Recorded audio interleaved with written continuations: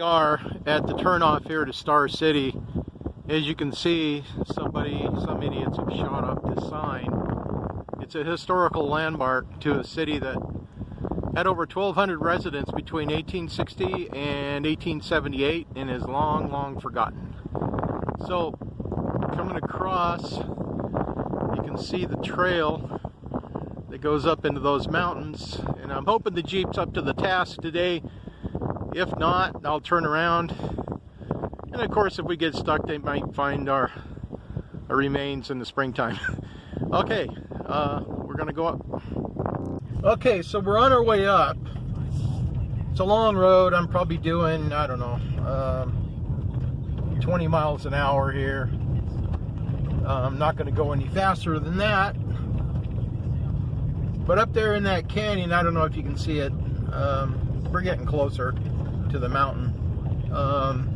There's an old city, old ghost town called Star City, and I just shown the pictures of the historical marker on Route 400, and this is the road that the people in 1860 and 1865 and 1878 would take from the train at the bottom of the canyon here, or the bottom of the valley, and they would take a wagon or by horse, whatever they had, and they would go up into Star City and look for work. And most of the area up here was all mining. Sorry for the jumping around here. The road's not exactly the smoothest, but they would take this road up and they would do their work up here. And a lot of them thought they would find fortune, but most of them, when they got here, they found that all the land was taken and claimed up, and so they had to work for the companies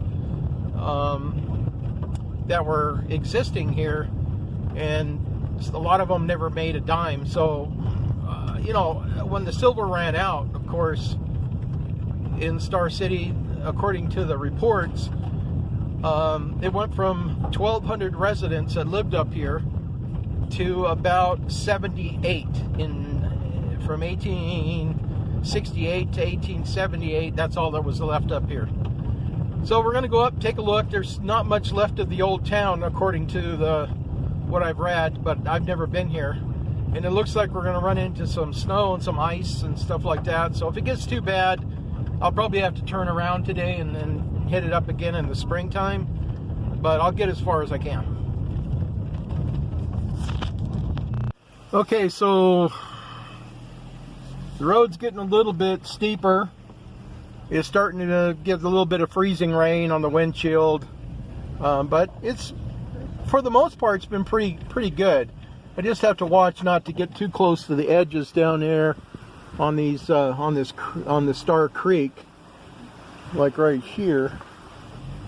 But you know, so far we're making it. Again, sorry for the jumping around on the camera, but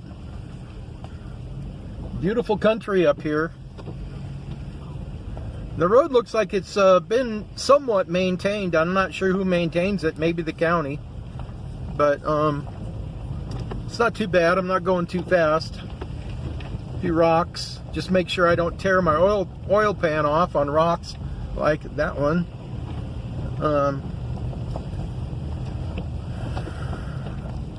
So we should be getting close, and I'll take some more video when we get there. I'm up here now at Star City, where the old city used to be, and it's pretty quiet up here. Here's a shot of the one of the old buildings here. Basically, you know, it's just nestled in a canyon with hills surrounded all the way around.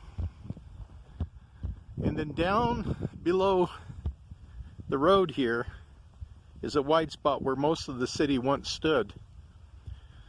And you can see the old trails that they would take up to the mines here. So yeah, it's we've got another little bit of ways to go up that way. We're going to go up and see the Queen of Sheba mine. But I'm going to come over here and explore this this building. Here's the building here. This is more than likely built in the 1860s during the gold rush years.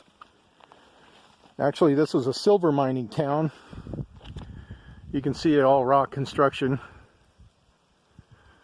because basically this place is just all rock. You know, it's just pretty much all rock. But you can see how roomy it was at one time for whoever lived here. This might have been one of the old saloons. There were 12 saloons in this town. Somewhere down there was a restaurant by the creek where a Frenchman owned named Pierre Brodeur. Yeah, Brodeur. I can't pronounce it. Anyway, the story goes that he built this restaurant, and it was very famous. People around this area would go to his restaurant and eat because it was good food, but he also hid some of his money. So some bad people went in one night and tried to find out where it was, and he fought back, but he got shot in the chest, and nobody really knows what happened to the rest of his money, because he went up that way and he buried it somewhere. So that's just one of the stories that came out of the city. But yeah, it's a pretty country. Very nice. Very nice. Glad I'm here. Anyway, I'm going to do some more looking around, and I'll be back. I had to come back for the camera because I just heard this loud groaning sound.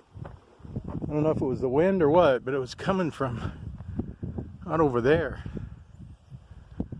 Somewhere. It sounded like it was anyway. Not sure what the hell it was. Anyway, I don't know. Weird. But the building's over that way. But I took my long range detector out today in the back of my Jeep here. This is an electroscope, which I sometimes use, and I'm going to turn the sensitivity up on this at 5.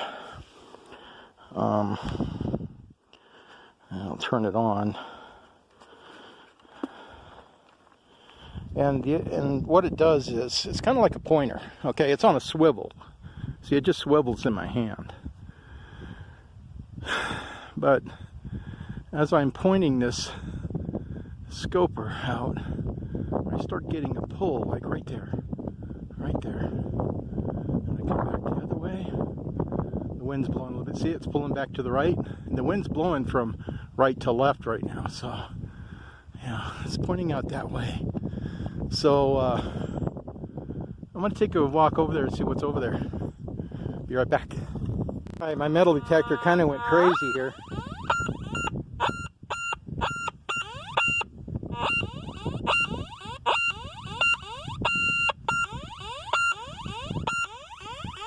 As you can see, it's about a 69.